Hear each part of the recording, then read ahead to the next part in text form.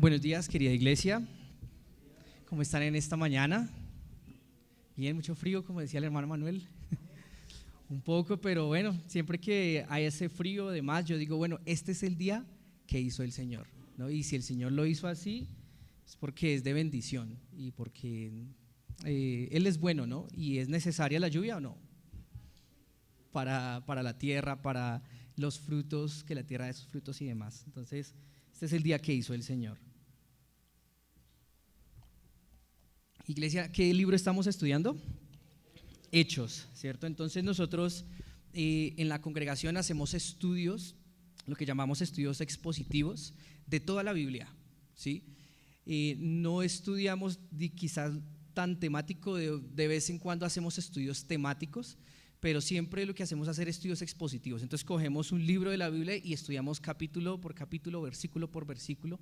¿Y eso a qué nos ayuda? A que nosotros estudiemos todo el consejo de Dios, como dice la palabra. Todo el consejo, no ciertas cositas, sino todo el consejo de Dios. Así que es de gran bendición poderlo estudiar de esa forma. A veces uno encuentra versículos que uno dice, uy, ¿cómo así? No entiendo. Y este estudio de esta manera nos permite eso, nos permite estudiar todos esos versículos que tienen la palabra. Entonces, estudiamos capítulo 1 y capítulo 2 del libro de los Hechos, ¿verdad? Entonces, vamos a Hechos, capítulo 1 y echar un pequeño repaso para no demorarnos mucho. Entonces, en Hechos capítulo 1, ¿qué recordamos que sucedió, iglesia? ¿Cómo? El Espíritu Santo, exacto, la venida del Espíritu Santo exactamente en Pentecostés, ¿cierto? ¿Qué más recordamos del capítulo 1? Hablamos de Judas, ¿cierto? Jaime nos enseñó acerca de Judas, de lo que sucedió, su muerte. Capítulo 2, lo estamos viendo los últimos 2 domingos. ¿Qué vimos en capítulo 2? ¿Cómo? El discurso de Pedro, muy bien, que es larguísimo, ¿no? Pero el Señor lo usó de una manera tremenda porque estaba lleno del Espíritu Santo y habló muchas verdades acerca de Dios. Bueno, y ahora vamos a ver el capítulo 3 de Hechos. Ahora, quiero iniciar recordándoles a ustedes, iglesia, que los primeros 9 capítulos más o menos del libro de los Hechos narran la vida de los discípulos, especialmente de Pedro, ¿sí? Especialmente de Pedro. A partir del capítulo 10 va a ser, ¿quién? Pablo, exactamente. Pero igual no perdamos de vista quién es el verdadero autor y el protagonista de este libro, que es Dios en forma de su Santo Espíritu, exactamente, en forma, en la persona más bien, más que en forma, en la persona del Espíritu Santo. Entonces, vamos a ver en esta mañana, iglesia, la curación de un cojo, lo dice acá el título de la Reina Valera, la curación de un cojo, y vamos a estar leyendo desde los versículos 1 al versículo 11, los vamos a estar estudiando si el Señor lo permite. Entonces vamos a leerlo todos al unísono. A mí me gusta cuando toda la iglesia lee la palabra al unísono fuertemente. Vamos a leer los versículos del 1 al 11 y después de esto oraremos. Entonces dice así, Hechos capítulo 3, versículo 1, a la voz de 3, 2, 3. Pedro y Juan subían juntos al templo a la hora novena, la de la oración. Y era traído un hombre cojo de nacimiento, a quien ponían cada día para que pidiese limosna de los que entraban en el templo. Cuando vio a Pedro y a Juan que iban a entrar en el templo, les rogaba que le diesen limosna. Pedro, con Juan, fijando en él los ojos, le dijo: míranos. Entonces él estuvo atento, esperando recibir de ellos algo. Mas Pedro dijo: no tengo plata ni oro, pero lo que tengo te doy. En el nombre de Jesucristo de Nazaret, levántate y anda. Y tomándole por la mano derecha, le levantó, y al momento se le afirmaron los pies y tobillos. Y saltando, se puso en pie y anduvo. Y entró con ellos en el templo, andando y saltando y alabando a Dios. Y todo el pueblo le vio andar y alabar a Dios.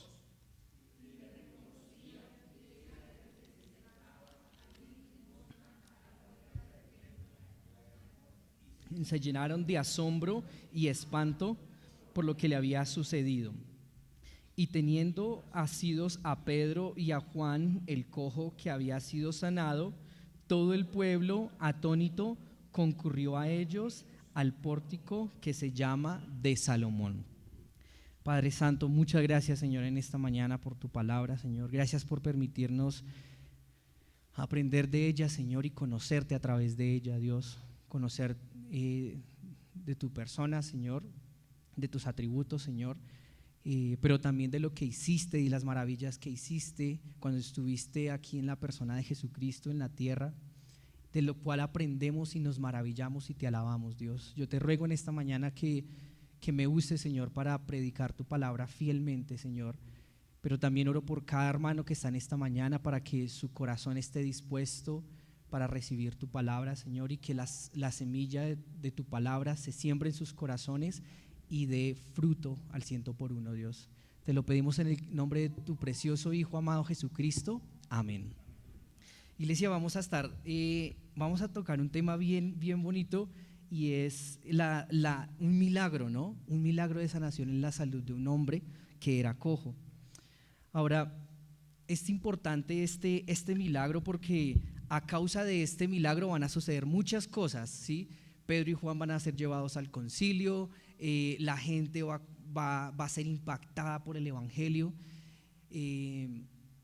y más adelante la gente va a seguir hablando, y lo vamos a ver hasta Hechos capítulo 4, vamos a escuchar todavía al pueblo hablando de este milagro. Realmente impactó y seguramente también impactará nuestras vidas en esta mañana. Quiero iniciar, iglesia, entonces leyendo. Vamos a empezar a estudiar juiciosos en el versículo 1. Dice: Pedro y Juan subían juntos al templo a la hora novena, la de la oración. Entonces inicia este capítulo hablando de dos hombres que eran hermanos, que eran amigos, ¿sí? Que eran apóstoles de nuestro Señor Jesucristo, discípulos de nuestro Señor Jesucristo. Y a mí me llama la atención porque uno lee el libro de los Hechos y no encuentra de pronto mucho de otros discípulos, ¿sí? De pronto uno no escucha a Andrés o Bartolomé, sino escucha mucho a Juan y a Pedro. Y es muy bonito ver que ellos andaban juntos, ¿sí? Ellos andaban juntos. Era importante que estuvieran unidos. El cristiano, iglesia, el cristiano no está hecho para vivir solo. No está para vivir como un llanero solitario, como dice Pastor Alberto, sino que está hecho para convivir con los demás cristianos, ¿sí? Es necesario, es importantísimo, iglesia, que nosotros podamos tener un amigo, podamos convivir como comunidad y como iglesia, porque se nos van a venir muchas dificultades, y si no estamos de la mano de un hermano, de un amigo en Cristo, no va a ser tan llevadera esta vida cristiana. Por eso en 2 de Timoteo capítulo 2 versículo 22, Pablo le dice a Timoteo, un versículo muy conocido: huye de las pasiones juveniles, ¿cierto? Y busca la fe, la paz, el amor, y dice algo: con los que de corazón limpio invocan el nombre del Señor. O sea, le dice: huya del pecado, pero no solo huya, sino también únase a un grupo de creyentes que también invocan el nombre del Señor Jesús. Y eso es importante, iglesia. Es importante no estar solos como cristianos. Nuestro Señor Jesucristo, en Lucas capítulo 10 versículo 1, Él empezó a enviar a sus discípulos a evangelizar. Empezó a enviar a sus discípulos. ¿Y cómo los enviaba? Ya, miremos, Lucas capítulo 10 versículo 1.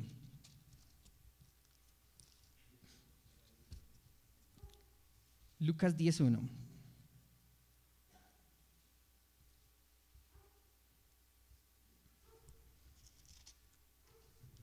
Dice: después de estas cosas designó el Señor también a otros 70, a quienes envió de dos en dos delante de él a toda ciudad y lugar a donde él había de ir, ¿no? Entonces, la importancia del trabajo en equipo como cristianos, la importancia de estar rodeado de creyentes. mm, Pedro y Juan van a estar juntos y los vamos a ver juntos en el libro de los Hechos en muchas oportunidades, y era necesario que estuvieran juntos porque se iban a presentar con luchas, con retos, con situaciones difíciles. Y una de ellas, como les mencionaba anteriormente, era que tenían que presentarse ante el concilio. Después de este milagro, iglesia, que si Dios permite vamos a estudiar en esta mañana, se presentaron delante del concilio. Hechos capítulo 4, versículo 13.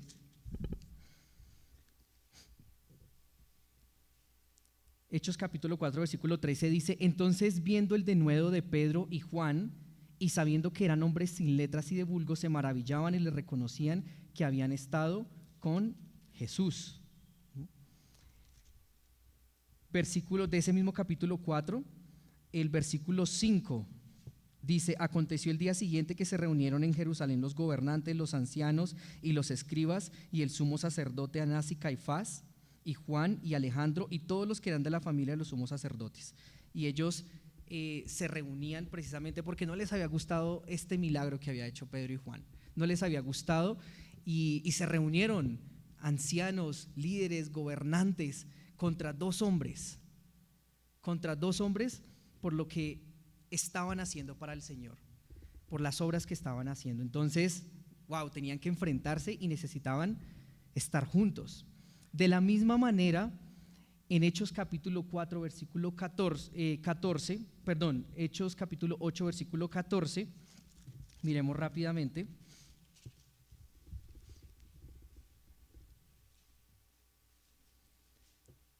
Hechos 8:14 dice: cuando los apóstoles que estaban en Jerusalén oyeron que Samaria había recibido la palabra de Dios, enviaron allá ¿a quién? A Pedro y a Juan. Entonces el poder del evangelio se estaba expandiendo, era lo natural que se expandiera las buenas noticias de Jesucristo, y llegaron hasta Samaria y necesitaban personas maduras que enseñasen y que instruyesen este lugar, y enviaron a Pedro y a Juan. Ahora, Pedro y Juan, junto con Jacobo o Santiago, también uno de los discípulos, fueron considerados columnas en la iglesia, ¿sí? Eran las columnas, eran quienes ponían esos cimientos, eran quienes enseñaban, ¿no? Eran quienes intercedían, eran quienes pastoreaban, ¿no? Y ¿cómo hubiera sido esto posible solos, ¿no? Ser columna de una iglesia, no solamente una persona lo puede hacer, ¿sí?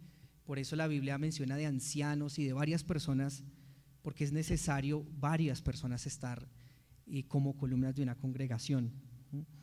Gálatas capítulo 2, versículo 9.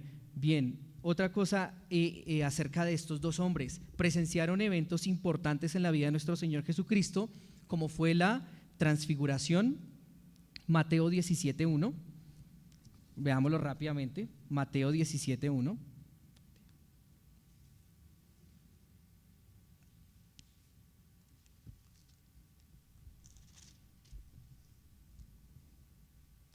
Mi hermano Manuel, si lo quiere leer, por favor.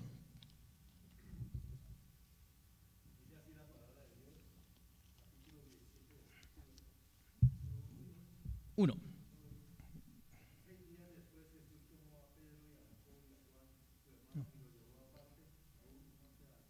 Y el dos, efectivamente.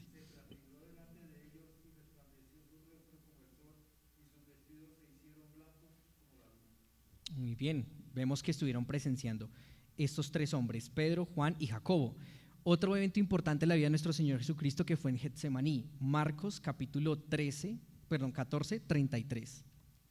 Marcos 14, 33.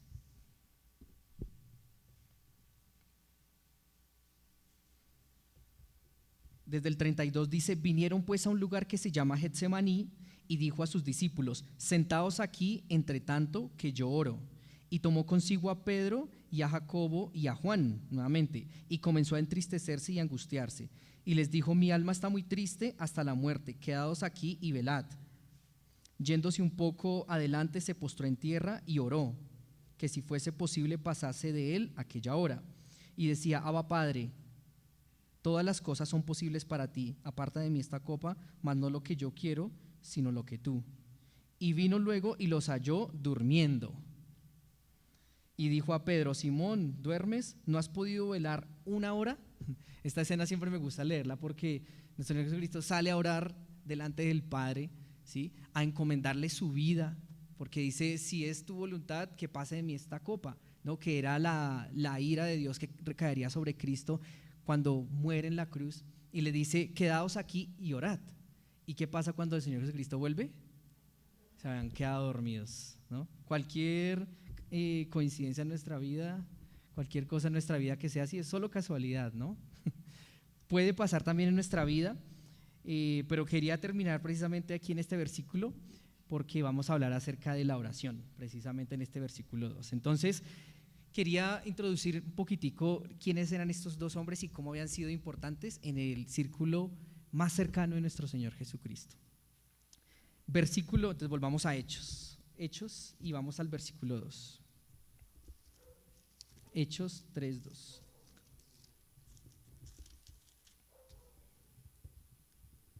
No, perdón, todavía el 1. Pedro y Juan subían juntos al templo a la hora novena, la de la oración. Entonces, otra cosa que hacían juntos estos dos hombres, ¿qué era? Orar, ¿no? Qué bonito eso, unirse con su hermano, con su hermana a orar, ¿sí? ¿Y a dónde subían a orar?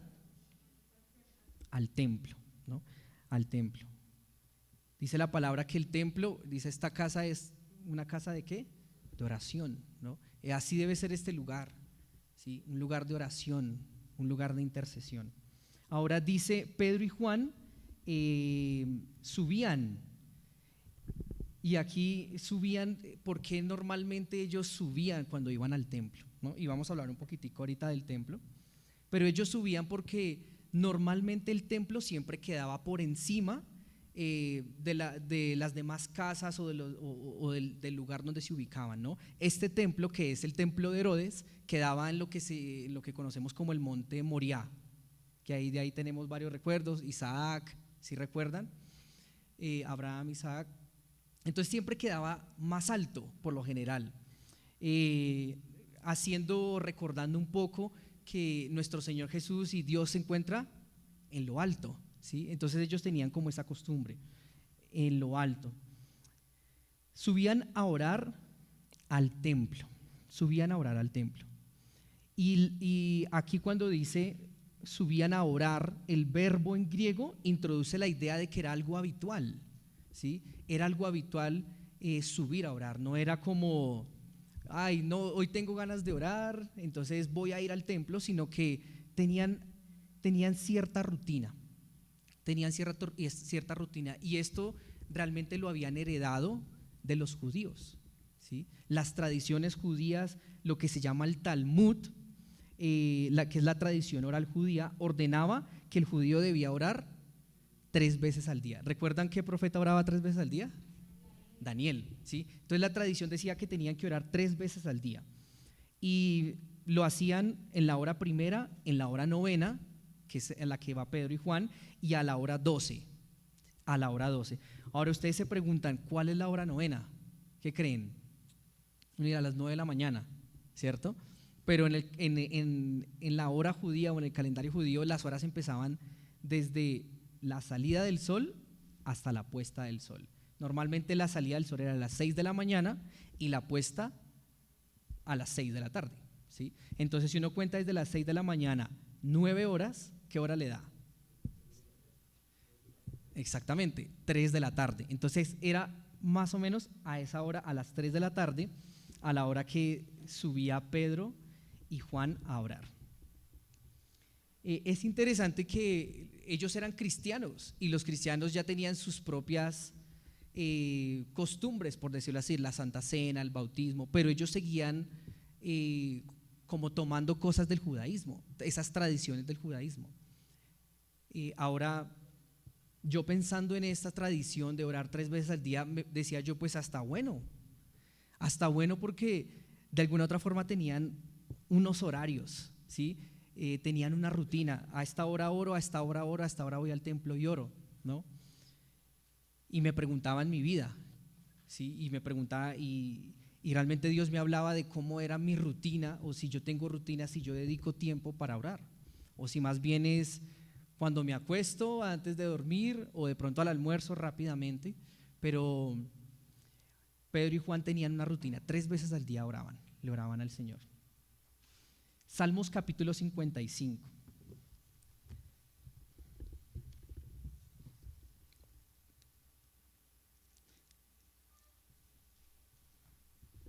Salmos capítulo 55, versículos 16 y 17. Jaime, si quiere, por favor, leerlos.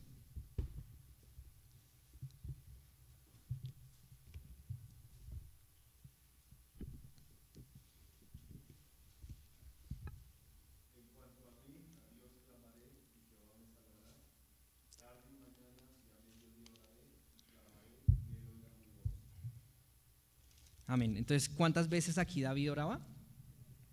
Entonces dice, tarde, mañana y al mediodía oraré y clamaré y él oirá mi voz. Entonces examinémonos nosotros nuestra vida de oración, iglesia. Examinemos nosotros qué tan frecuente oramos a nuestro Dios. Y aquí hay un principio, ¿no? Dice, él oirá mi voz.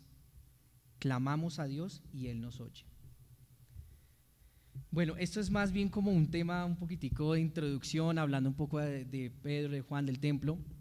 Y quiero ahora hablar del templo. También es necesario, iglesia, porque en el libro de los Hechos vamos a ver muchas partes que dice, y fueron al templo, y en la puerta tal, y en el pórtico de Salomón, y uno, ¿dónde es eso?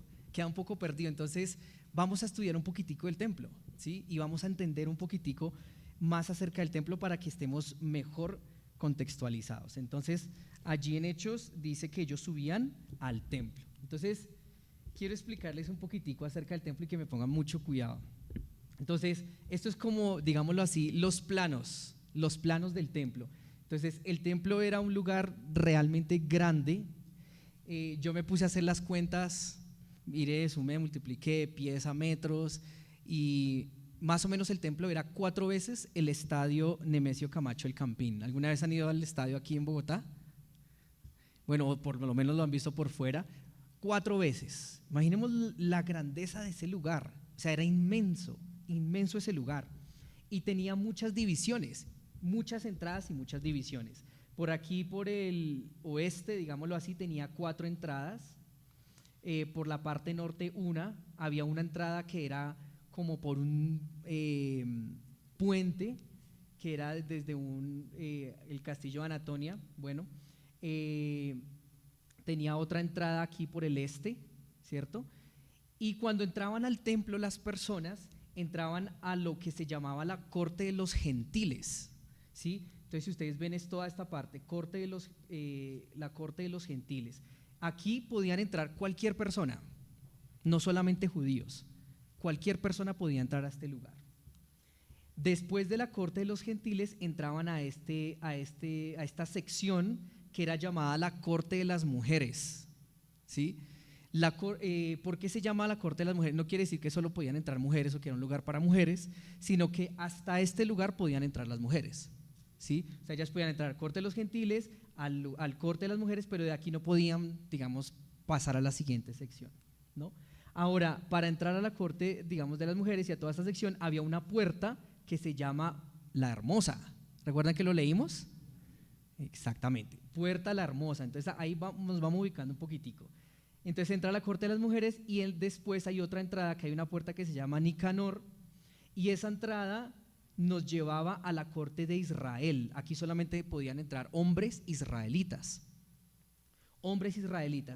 Y luego entraban a otro lugar que se llama el lugar santo y el lugar santísimo, que más o menos tenemos un leve conocimiento. A este lugar solo podían entrar el sumo sacerdote al lugar santísimo una vez al año. ¿Sí? ¿Sí más o menos entender un poquitico la estructura? Bueno, hagamos un zoom de cómo era un poquitico más el templo. Quiero mencionarles que este templo había sido reconstruido por Israel más o menos unos 400 años antes de Cristo, ¿sí? ¿Recuerdan que ellos habían sido exiliados? Volvieron y con Zorobabel, Nehemías, ¿recuerdan esa parte? Nehemías, después Zorobabel, reconstruyeron el templo. Pero este templo lo modificó y lo puso más bonito y lo arregló Herodes el Grande, Herodes el Grande lo arregló, y por eso se le conoce como el templo de Herodes también. Se le conoce como el templo de Herodes. Ahora, quiero mencionarles algunas cositas aquí. En este templo fue donde se encontró nuestro Señor Jesucristo. ¿Recuerdan que Cristo cuando estaba perdido, era chiquitico, se perdió en el templo? Que sus padres, oiga, ¿qué se hizo Jesús? ¿Dónde está? Y fue encontrado con los maestros y demás. Bueno, fue en este templo. Dicen que fue en el pórtico de Salomón. Ahorita le vamos a dar un poquitico más detalle, que es acá. Pero en este mismo templo fue donde nuestro Señor Jesucristo llegó y volcó todas las mesas de los cambistas. ¿Recuerdan esa escena? Le dijo: han convertido mi templo en cueva de ladrones. Entonces efectivamente fue más o menos sobre estos lugares, porque fue allí donde, digamos, aquí estaban los gentiles. Entonces aquí se podía vender y comprar y cambiar las monedas y demás. Entonces fue sobre este lugar. Y también fue sobre este pináculo del templo donde Satanás llevó a nuestro Señor Jesucristo en la tentación. ¿Recuerdan? Que lo llevó al punto más alto, dice que al pináculo del templo. Bueno, efectivamente fue en este lugar. Entonces yo quería contarles un poco eso, porque eso como que nos ubica, nos aterriza un poco más y nos da un contexto acerca de la importancia de este templo. Muy bien, vamos a hacer otro zoom. Eso sí, les confieso, iglesia, que no fue fácil encontrar estas fotos y entender este templo. Ahorita se los digo fácil porque ya lo estudié, pero la verdad sí me cayeron un par de pelitos aquí en las entradas, no mentira, logrando descifrar las entradas. Bueno, muy bien, vamos a continuar en Hechos. Vamos a ver qué tiene que ver el templo aquí. Ahora sí, entonces Hechos, versículo 2, dice: y era traído un hombre cojo de nacimiento, a quien ponían cada día a la puerta del templo, que se llama La Hermosa, para que pidiese limosna de los que entraban en el templo. De los que entraban en el templo. Entonces, ¿cuál es la puerta de La Hermosa? Esta es la entrada a La Hermosa. Esta es la entrada a La Hermosa. Y dice aquí que era un hombre cojo que lo traían todos los días y lo ponían en este lugar. Y ese hombre cojo era cojo de nacimiento. Dice la palabra, en el original hace referencia desde el vientre de su madre. Quizás lo traían como se acostumbraba en este tiempo a traer a las personas discapacitadas, que eran alzadas. ¿Recuerdan el paralítico que lo alzaron y lo metieron por el techo? Bueno, así mismo lo traían, y era una enfermedad de nacimiento desde el vientre de su madre. Y yo creo que Lucas quiso ser muy detallado en esto, precisamente para que pudiéramos nosotros entender bien la condición de este hombre, cómo se encontraba. Hechos capítulo 4, versículo 22 nos dice cuánto tiempo llevaba este hombre aquí en la puerta La Hermosa. William, si quieres lo puedes leer, Willy. 4:22.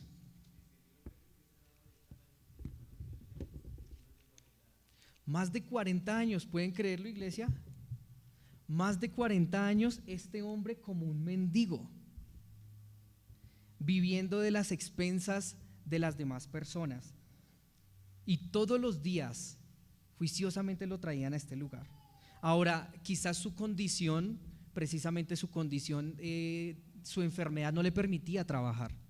Entonces no le permitía trabajar, entonces tenía que vivir de las limosnas. Y yo me ponía a pensar en este pobre hombre y decía: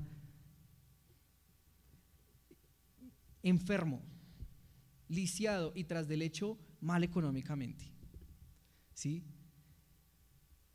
Y un hombre muy atribulado, ¿sí? O sea, básicamente una persona marginada, prácticamente una persona inservible.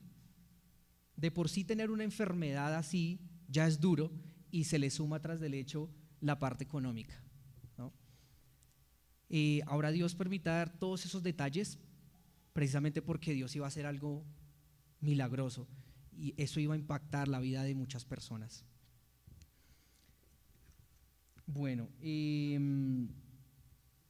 Este hombre se sentía marginado, inservible, como les decía, pero lo que no sabía era que Dios estaba a punto de manifestarse en su vida y estaba a punto de hacer algo milagroso. Versículo 3 dice: cuando vio a Pedro y a Juan que iban a entrar en el templo, les rogaba que le diesen limosna.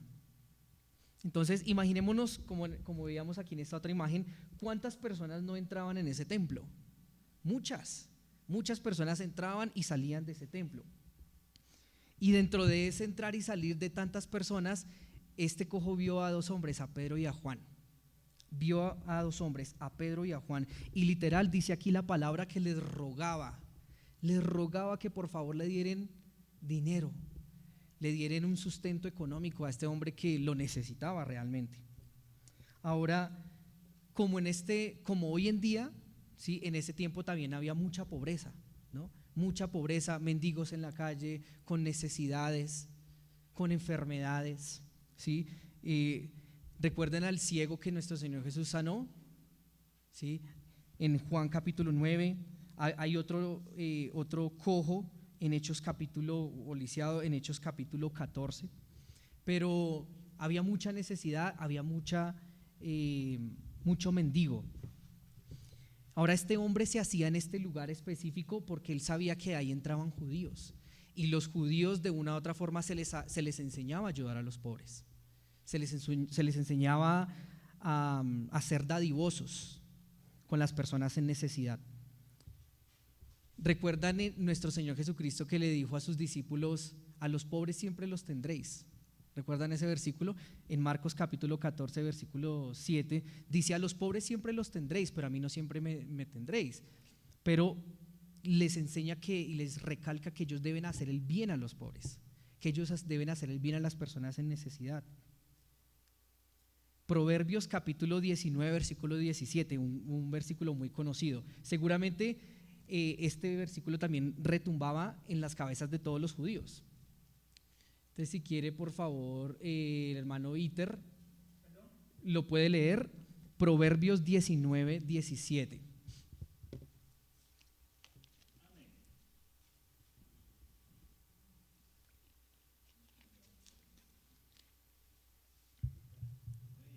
Uh-huh.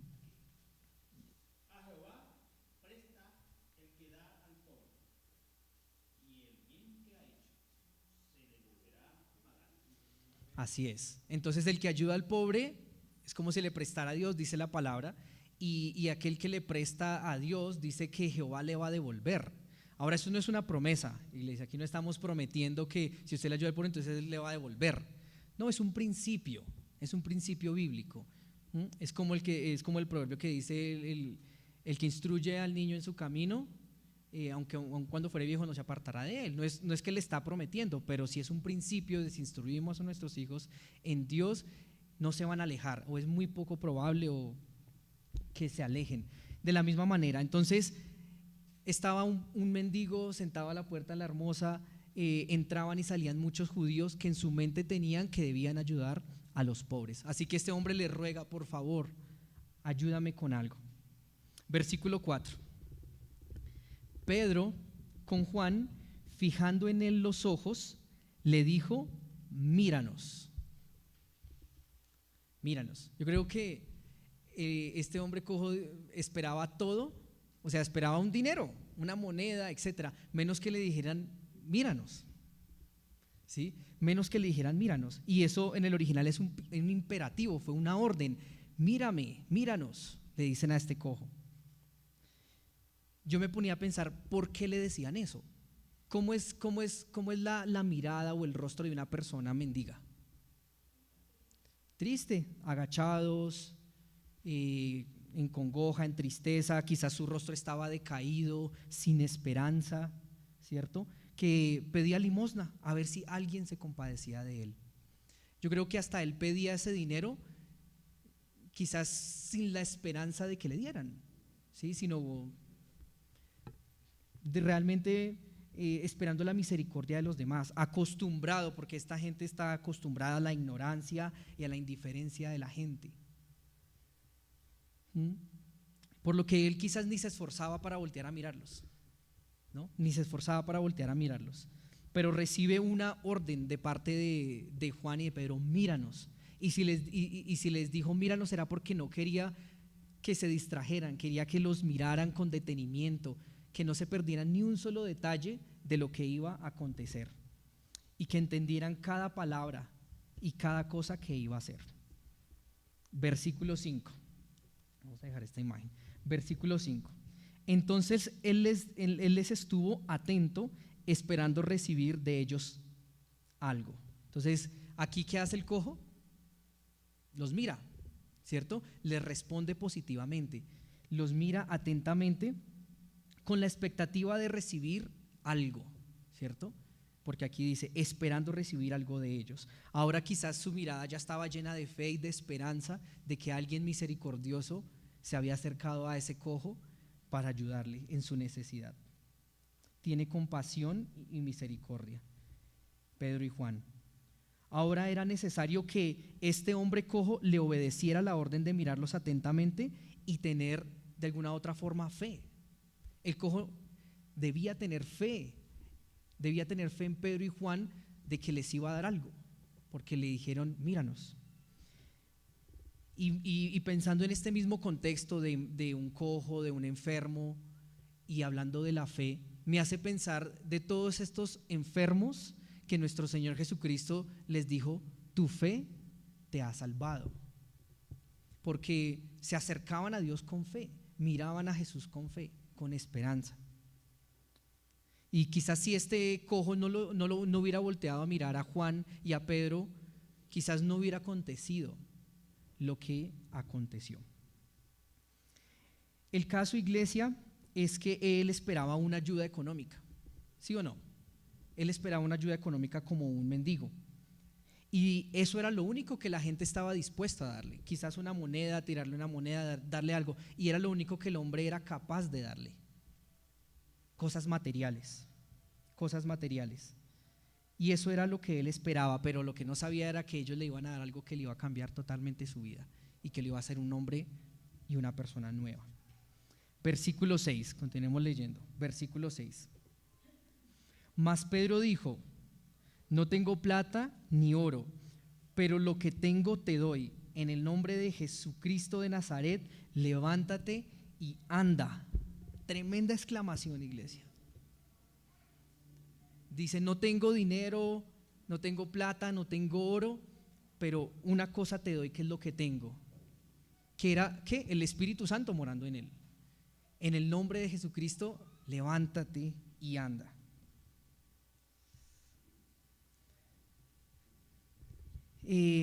Pedro le da lo que tiene.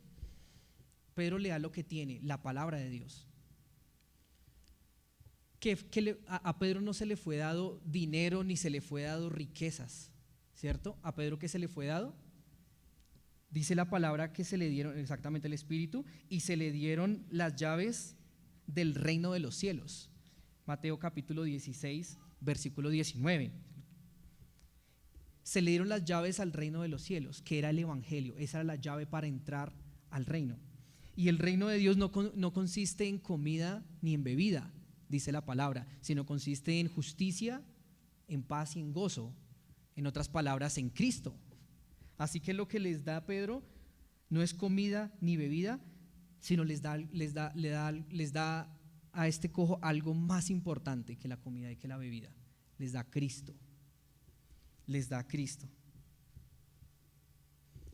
El llamado de los apóstoles y el llamado también de la iglesia no es a resolver los asuntos temporales de las personas, ¿sí?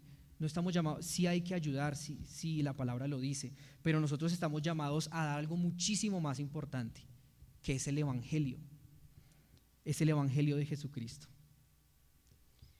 Entonces, a mí personalmente este versículo, iglesia, me conmovió mucho y les voy a decir por qué. Al parecer, tanto que hemos escuchado de los milagros que parece, bueno, sí, Jesucristo hacía milagros y de pronto lo tomamos como algo normal, iglesia, pero lo que estaba sucediendo, iglesia, era algo espectacular, era algo maravilloso. No era nada más y nada menos que el cumplimiento de la palabra de Dios. el cumplimiento de esas profecías.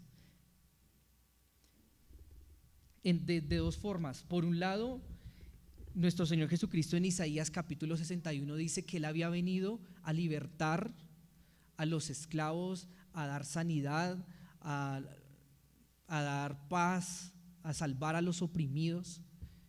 Y quizás muchos de los israelitas se habían olvidado de esa promesa y había quedado quizás por ahí en el pasado, porque eso fue escrito casi más o menos 500 años antes de que sucediera. Entonces quizás en la mente de ellos había, eso nunca va a pasar, ¿sí? Esa promesa que Dios nos hizo no se va a cumplir, pero boom, de un momento a otro sucede. Y así como nuestro Señor Jesucristo hizo milagros, que este versículo de Isaías hace referencia específicamente a Jesucristo, la extensión del mensaje de Jesucristo también se veía acá, y la extensión de sus milagros a través de los discípulos. Pero no solamente el cumplimiento de esas promesas de hace 500 años, sino también el cumplimiento de lo que Jesús le había dicho a sus discípulos. Jesús le dijo a sus discípulos en Marcos capítulo 16, versículos 15 y 18, lo vamos a leer, aunque estamos un poco cortos de tiempo, pero leámoslo rápidamente. Marcos 16,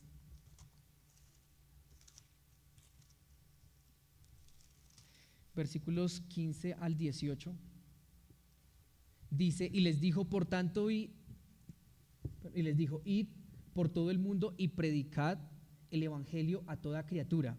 El que creyere y fuere bautizado será salvo, mas el que no creyere será condenado. Y estas señales seguirán a los que creen: en mi nombre echarán fuera demonios, hablarán nuevas lenguas, tomarán en las manos serpientes, y si bebieren cosa mortífera no les hará daño. Sobre los enfermos pondrán sus manos y sanarán. O sea, Jesucristo ya le había dicho a sus discípulos eso. Ahora, esto aplica para los discípulos, no podemos decir que eso se atribuye a nosotros, pero a los 12 apóstoles. Quizás ellos habían dicho, ay, no creo, quizás es mentira, pero en ese momento se estaba cumpliendo. Y me hacía pensar que quizás a veces uno se siente así en su vida, como que Dios le promete a uno muchas cosas en la palabra, y a veces uno como que se olvida y dice, eso no va a pasar. Y llega y se manifiesta Dios en la vida de uno, y uno, gracias Dios.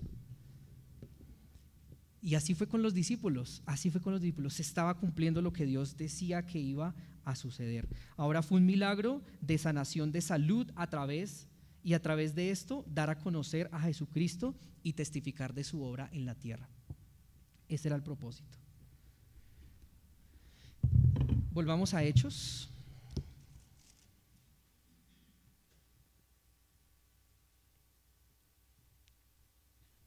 Hechos capítulo 3. Vamos en el versículo 6. Me llamaba mucho la atención esto: no tengo plata ni oro. Pedro y Juan le dan al mendigo, no le dieron al mendigo lo que él quería, sino lo que necesitaba. No le dieron al mendigo lo que él creía necesitar, sino lo que verdaderamente necesitaba en su vida y lo que más anhelaba: a Dios. Y la presencia del nombre de Jesucristo de Nazaret en su vida. Miren, esto me hacía pensar muchas cosas, iglesia, y es que quizás este hombre cojo dijo: soy la persona más infeliz, y perdónenme el término, desgraciada de este mundo. Soy enfermo, ando en el piso pidiendo limosna, lisiado, sin dinero, mal económicamente, soy lo peor de este mundo. De mí todo el mundo se olvidó. Pero lo que no sabían, iglesia, es que fue esa condición la que lo llevó a Dios. Mire, nuestro Señor Jesucristo no escogió a una persona sana. Pudo haber escogido a muchas personas sanas, pero ¿a quién escogió? A un hombre terriblemente atribulado y atormentado. Y de verdad, muchas gracias a Dios, porque a veces nosotros nos encontramos en situaciones difíciles y duras de las cuales decimos, ¿por qué me pasa a mí? Pero no sabemos que eso es lo que tal vez nos va a acercar más a Dios, nos va a llevar a Él. Y Dios es un Dios de propósitos, iglesia. A veces las peores tragedias de nuestra vida, para las peores tragedias de nuestra vida, Dios tiene un propósito glorioso. ¿Ustedes creen que el hombre cojo sabía que eso le iba a pasar? Pero Dios tiene toda la imagen, de principio a fin. Un rotundo no, él no sabía lo que le iba a pasar, pero Dios sí lo sabía. Dios sí lo sabía desde el principio, y lo más hermoso es que él iba a cumplir ese propósito que tenía en ese cojo. Confiemos, esto me llamaba a confiar en Dios. Uno no tiene toda esa imagen, como le digo, pero Dios sí la tiene. De pronto yo pensaba un poco en las bendiciones que Dios me ha dado, y cada uno pensemos en las bendiciones que Dios nos ha dado. Antes de que recibieran esa bendición, ¿creían que la iban a recibir? Quizás no, pero pasó el tiempo, Dios sí tenía todo el panorama y Dios sí sabía lo que iba a pasar, y uno dudó muchas veces de esa bendición que Dios le dio. Así que es un llamado. Hoy no sabemos lo que Dios puede hacer mañana y lo que Dios puede hacer en nuestra vida, pero no dejemos de confiar en ese buen Dios. Amén. Versículo 7: y tomándole por la mano derecha, le levantó, y al momento se le afirmaron los pies y tobillos. Entonces, otro dato interesante, leyendo bien en detalle este capítulo, Pedro le dice: en el nombre de Jesús de Nazaret, levántate y anda. ¿Y qué pasó? No se paró, no andó. Uno dice lo que uno, parece que nada pasó, ¿sí? Y seguramente en un microsegundo muchos pensamientos pasaron por la mente de Pedro. Seguramente Pedro dudó de lo que quizás estaba haciendo. Seguramente Pedro dudó del poder y de la autoridad que Dios le había dado a él para sanar enfermos. Quizás en ese microsegundo Pedro le dijo a Dios: Dios, tú me prometiste que tendría poder y autoridad para levantar a los enfermos. ¿Qué pasa? No pasa nada, aquí estoy, Dios. Y dígame si no nos ha pasado en nuestra vida eso, que a veces nos encontramos en una situación en la que decimos: ¿qué pasa, Dios? ¿Qué pasa? ¿Qué pasa si es que estoy sirviéndote, si es que estoy haciendo las cosas bien, te estoy buscando, quiero seguirte, estoy buscando la santidad en mi vida, pero me encuentro en la misma situación, no pasa nada? Y a veces nos sentimos así, pero no termina todo ahí. Dice que Pedro siguió creyendo. Ese es el punto al que quería llegar. Pedro siguió creyendo. Pedro siguió teniendo una fe firme y no flaqueó. Así que toma al cojo de su mano, firmemente, dice la palabra. Lo agarra firmemente. El hombre, este cojo, también se sujeta firmemente de Pedro, y al instante, ¡pum!, de un solo salto, dice otra versión, de un solo salto se paró. De un solo salto se paró. Se le afirmaron los pies y se le afirmaron los tobillos. Eso fue inmediato. Eso fue inmediato, no fue como progresivo, venga, lo levanto despacio. No, eso fue ipso facto. Una persona que no ha tenido movimiento en sus piernas durante mucho tiempo, aquí de pronto Gina, que conoce un poco de medicina, no se para de un momento a otro de un salto. Así que pasó algo, un milagro. Eso fue un milagro. Y Pedro tuvo que haberse asombrado muchísimo de decir: Dios me respaldó, Dios honró mi fe porque le creí.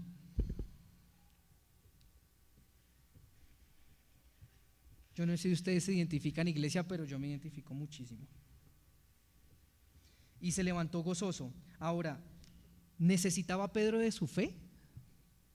¿Necesitaba Pedro de su fe para hacer esto realidad? Claro que sí. Por supuesto que necesitaba una fe firme en Dios, que creer que Dios sí le había dado esa autoridad y ese poder para sanar enfermos, para hacer milagros. Y esas son las obras que hace Dios en los hijos que tienen fe en Él, pero una fe firme.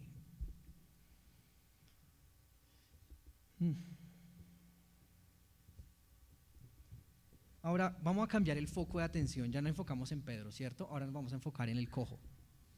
En el lisiado, en el original también habla de un hombre lisiado, no solamente cojo, no podía caminar siquiera. Cambiemos el enfoque. Este hombre cojo no tenía ni la más mínima idea de lo que le iba a acontecer y no creía que después de 40 años, mucho tiempo, bueno, más de 40 años, viviendo con esa enfermedad, viviendo con ese problema económico, sin esperanza, como un mendigo, resignado, toda su vida a vivir así. No lo creía lo que le iba a pasar, hasta que Dios llegó a su vida, el Dios de la vida, el Dios de la salud, el Dios de las riquezas, y se le manifestó y lo transformó y lo hizo un hombre nuevo. Ahora yo les pregunto, ¿el cojo tuvo fe? ¿Necesitó fe? Claro que sí, como les decía anteriormente, él tuvo fe para creer cuando Pedro y Juan les dijo, míranos, para responder a su mirada, para ponerles atención, era porque él tenía de alguna u otra forma fe en que ellos podrían hacer algo por él, como les decía. Ahora, de otro, les dice a Pedro y a Juan, ay, Pedro y Juan, ¿cómo yo necesito es plata, ¿cómo así que los mire? O sea, yo me ven en la necesidad y tras del hecho me ven a decir aquí que los mire y a mandarme, ¿cierto? Necesito es dinero, que no necesito nada más. Yo que llevo toda la vida así de mal, por favor váyase y déjeme así. No me venga aquí a decir, a ordenar, a mandarme, pues. Hubiera sido una actitud soberbia, ¿sí o no?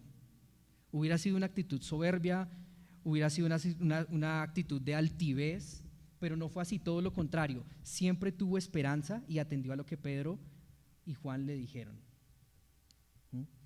Y también tuvo fe en el momento de sujetarse de su mano, porque no solo los miró, sino que también se sujetó de su mano, ¿no? También se sujetó de su mano. Versículo 8. El resultado, y saltando se puso en pie y anduvo, y entró con ellos en el templo andando y saltando y alabando a Dios. Como les mencionaba, de un solo salto se puso en pie, es lo que quiere decir el original. Había recibido completa sanación.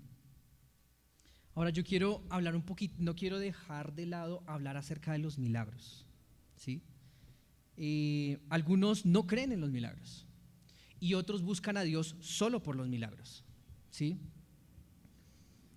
Pero Dios permite milagros, iglesia, pero los permite con un propósito, ¿sí? Y es de impactar la vida de las personas para que su evangelio se propague, ¿sí?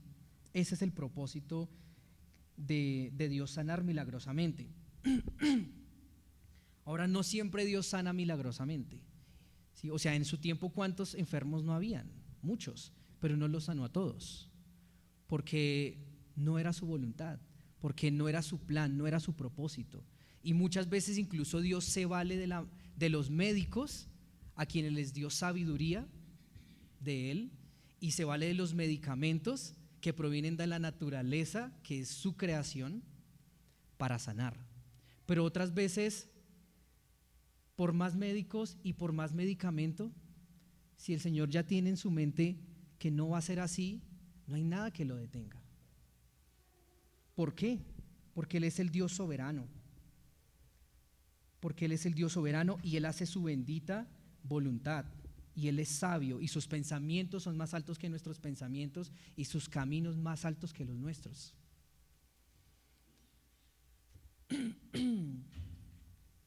Y los milagros eran esenciales para el ministerio, ¿no? En este momento, porque eran señales de que Dios estaba con ellos, ¿sí? De que eran auténticos.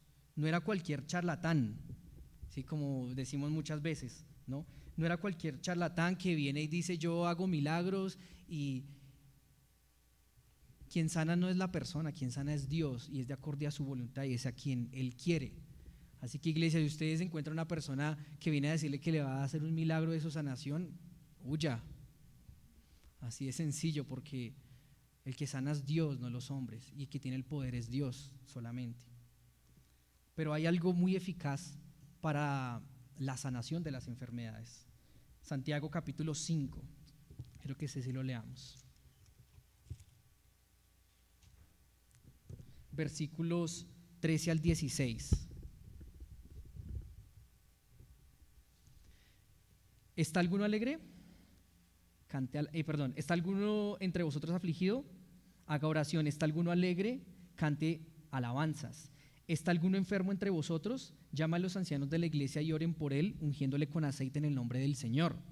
Y la oración de fe salvará al enfermo, y el Señor lo levantará, y si hubiere cometido pecados le serán perdonados. Confesaos vuestras ofensas unos a otros y orad unos por otros para que seáis sanados. La oración eficaz del justo puede mucho. La oración es a lo que me refería, iglesia, la oración eficaz del justo. Por eso, si usted está enfermo y necesita que Dios lo sane, que la iglesia ore por usted, ¿sí? No le dé pena decir, padezco de esto, oren por mí, porque eso sí es lo que el Señor enseña, que la oración del justo puede mucho, puede sanar. No le crean a un charlatán que venga aquí a prometerles salud. Bueno, quería hacer ese paréntesis respecto a los milagros. Ahora, continuemos leyendo. Entonces dice que saltó y se puso en pie y anduvo y entró con ellos al templo, andando y saltando y alabando a Dios. Tan pronto ahora vamos a llamarlo el ex cojo, en ese mismo instante, ¿qué hizo? Entró al templo, ¿sí? No solo caminando y saltando, sino no solo caminar y saltar fue su reacción de la sanación, sino fue entrar al templo. Fue entrar al templo. ¿Cómo hubiera sido su reacción si hubiese estado en los zapatos del cojo? ¿Hubiera entrado inmediatamente al templo o agradecerle a Dios? Yo creo que yo me ponía a pensar y dije, no, si a mí me hubiera pasado eso, lo primero que hubiera hecho tal vez hubiera sido ir a donde mi familia, ir a mostrarle a mi mamá, a mis hermanos, mira, puedo caminar saltando y demás, ¿sí? Y tal vez el cojo lo hizo y su familia fue impactada y posiblemente también creyó. Pero lo más hermoso es que este cojo no cogió para su casa, ¿sí? Sino que él se fue directamente al templo, ¿sí? Cantando, saltando con júbilo, dio alabanza al nombre de Jesucristo de Nazaret, quien había sido quien lo había sanado. Ahora, yo no sé si ellos tuvieron algún tipo de conversación que la palabra no registra, pero lo que sí muestra la palabra es que este hombre estaba plenamente convencido de que quien lo había sanado había sido Jesucristo de Nazaret y no Pedro ni Juan, porque su reacción inmediata fue alabar a Dios, irse directamente al templo. Estaba supremamente gozoso y agradecido. Al leer esto, iglesia, me impacta mi vida porque digo, Dios, hiciste maravillas, hiciste milagros. La verdad, yo no he visto un milagro así, no he presenciado en mi vida hasta el momento un milagro así. Solamente lo que me registra la palabra cuando la leo y la creo. Y fue algo maravilloso que me lleva a hacer lo que hizo el cojo, alabar a Dios por sus maravillas. O sea, eso solamente me lleva a decir, wow, Dios, mereces toda adoración, toda alabanza. O sea, eres digno de admiración, eres Dios. Eso es lo que me lleva cuando leo estos versículos y espero que de la misma forma lo lleve a ustedes, iglesia. Solamente Dios se llevó la gloria, solamente Él se llevó la alabanza y no Pedro y Juan. Porque siempre debe ser así, ¿no? El que se debe llevar la gloria y la alabanza es Dios. Dios, solamente Dios. Versículos 9 y 10, ya terminando. Y todo el pueblo le vio andar y alabar a Dios, y le reconocían que era el que se sentaba a pedir limosna a la puerta del templo, la hermosa, y se llenaron de asombro y espanto por lo que había sucedido. El pueblo de Israel no se había percatado que delante de ellos, nada más y nada menos que el cumplimiento de una profecía en Isaías capítulo 35, versículo 6. Leámoslo.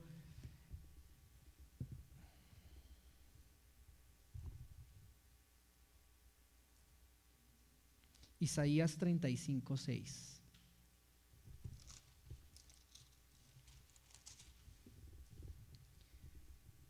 La parte A. Entonces el cojo saltará como un ciervo y cantará la lengua del mudo. O sea, yo creo que, y más adelante Pedro va a dar una explicación espectacular de todo lo que acaba de acontecer. Pero de una otra forma, Pedro les dice a ellos como reaccionen, no se dan cuenta de lo que acaba de acontecer, es el cumplimiento de la palabra de Dios. Es el cumplimiento y la fidelidad de Dios de lo que Él dice. De lo que Él dice, iglesia. Porque lo que Dios dice se cumple y va a ser así.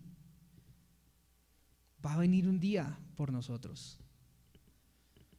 Nos va a llevar, dice, le recibiremos en el aire y seremos por siempre su iglesia y reinaremos por los siglos de los siglos. Y nos espera una mansión espectacular que ningún arquitecto va a poder hacer jamás en la tierra, y es suya y mía porque Dios es fiel a su palabra y porque Dios cumple lo que dice. Así que la gente se asombraba, y cuando aquí dice que estaban llenos de asombro y espanto, tengo varios sinónimos de esta palabra en el original. Estaban llenos a plenitud, en el original dice de éxtasis, temor, aturdimiento y estupefacción. ¿Saben qué es estupefacción? Les voy a leer lo que dice el diccionario: asombro o sorpresa exagerada que impide a una persona hablar o reaccionar. Eso es estupefacción.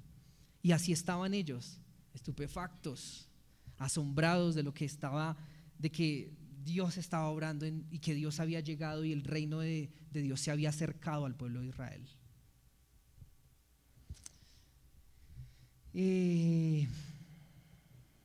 Todo el pueblo fue testigo, todos lo reconocían, todos sabían que llevaba más de 40 años y ahora saltaba y daba gracias a Dios.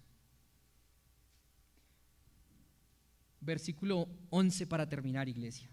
Y teniendo asidos a Pedro y a Juan, el cojo que había sido sanado, todo el pueblo atónito concurrió a ellos al pórtico que se llama de Salomón. Entonces yo quería explicarles qué es un pórtico, si de pronto no saben, creo, yo no sabía. El pórtico son como como un pasadizo, como un hall, ¿sí? Que estaba sostenido por estas vigas. Y esos eran pórticos, y el pórtico de Salomón quedaba hacia el este frente a la puerta de la hermosa. Seguramente aquí Pedro entró, alabó a Dios y luego salieron, y aquí había una cantidad de gente reunida, y aquí Pedro y Juan van a exponer qué fue lo que pasó, que lo veremos, si Dios permite, de hoy en 8. Pero me llamaba la atención que dice acá que ahora el cojo no se soltaba de ellos, ahora andaba pegado. Dice, y asidos de Pedro y de Juan, el cojo que había sanado, no se soltaba, ya estaba tan agradecido que me quiero soltar. Más intenso, dicen por ahí, que novia fea, quizás este cojo, detrás de Pedro y de Juan, pegado, pues supremamente agradecido. Y para terminar, iglesia, pensando un poco en este pasaje, por un lado pensaba algo, y era las maravillas de Dios, como les decía. Las maravillas de Dios me llevan a alabarle, pero también me llevan a pensar en lo que Dios puede hacer en nuestra vida. ¿Sí? El cojo no sabía lo que le podía pasar. Pedro no sabía lo que podía hacer. Y hoy quizás nosotros no sabemos lo que Dios puede hacer a través de nosotros, para su gloria, no para nuestra gloria, ya lo aprendimos. Para aquellos que con fe creen y se afirman a su palabra, ¿sí? Eso fue lo que hizo Pedro, creer en lo que Jesucristo les había dicho. Y esto fue lo que hizo el cojo, mirarlo y cogerse de Pedro, porque tuvo fe. Y eso me lleva a pensar y decir: Dios, tú eres un Dios de maravillas y úsame, Señor. Úsame y que nos use a todos para hacer sus maravillas. Por otro lado, iglesia, pensaba en que quizás nosotros podamos estar enfermos. Pensaba en aquellos hermanos enfermos, y la hermana Inés está enferma, el hermano Carlos, la hermana Nelly, y pensaba en que Dios puede obrar un milagro, pero solamente Él lo va a permitir si es su voluntad. Él se puede valer de médicos, de medicamentos, pero es el Señor dueño de la salud y dueño de la vida y dueño del dinero, ¿sí? Y si tenemos fe en Él, el Señor responde y el Señor obra. Hay que seguir confiando en Él, no desmayar. Y de pronto a las personas nuevas también. Y es que en algún momento en nuestra vida, o quizás hoy, estamos como ese cojo, sin esperanza, decaídos, tristes, marginados, ignorados, y nos encontramos así en el piso. Dice la palabra en Romanos 5:8: mas Dios muestra su amor para con nosotros en que, siendo aún pecadores, Cristo murió por nosotros. Aún siendo pecadores, o sea, es en esa condición del cojo, pecador, poniéndole en esos términos, en el piso. Mas Dios muestra su amor en esa condición, que Cristo llega a nuestra vida, no por casualidad, sino porque el Señor llega a nuestra vida, y Él llega en el momento que quiere llegar a ofrecernos esa sanación de nuestra vida, y más que la sanación de nuestro cuerpo, la sanación del espíritu, porque este mundo y todo lo que está en este mundo, incluso nosotros, nos vamos rápido, es perecedero, pero el espíritu, que es lo que permanece, que es lo que somos realmente nosotros, perdura por la eternidad. Y si estamos lejos de Dios, pues vamos a sufrir el pago de nuestro pecado y de nuestra culpa y de ser malos, porque somos malos. Así que esto es un retrato del evangelio, una condición como el cojo de perdido, y un Dios salvador que viene a cogernos y a levantarnos de su mano y a darnos salvación y sanación a nuestra vida. Así que la invitación es a aquel que no conoce a reconocer su condición primero, pero también a recibir esa gracia y esa paz y ese amor que Dios está dispuesto a darle a todo aquel que tiene fe en Él y confía en Él. Porque de tal manera amó Dios al mundo, que ha dado a su Hijo unigénito, para que todo aquel que en Él cree no se pierda, mas tenga vida eterna. Gracias, Señor, en esta mañana por tu preciosa palabra, Señor, por permitirnos extraer sabiduría de ella, Señor, consuelo. A veces nos encontramos como ese cojo sin esperanza, Señor, hasta que tu palabra llega, Señor, a nuestra vida, hasta que tú te manifiestas, el nombre de Jesucristo de Nazaret se manifiesta en nuestra vida para cambiarlo todo, para darnos esperanza, para darnos fe, para prometernos bien, el bien, para salvarnos. Gracias, Señor, porque realmente estamos en esa condición, Señor, y tú eres misericordioso, lleno de gracia. Gracias de verdad, Señor, por acercarte a nosotros, Señor, y por amarnos de tal manera, Señor. Y también estamos dispuestos a ser usados por ti, Señor, para que tus maravillas, Señor, a través de nuestra vida impacten vidas de otras personas y conozcan al Dios verdadero y se arrepientan de sus pecados y sean salvos. Estamos en tus manos, Señor, y te dejamos nuestras cargas, nuestras enfermedades también, reconociendo que eres un Dios milagroso, Señor. Bendito por siempre en Cristo Jesús eres tú. Amén.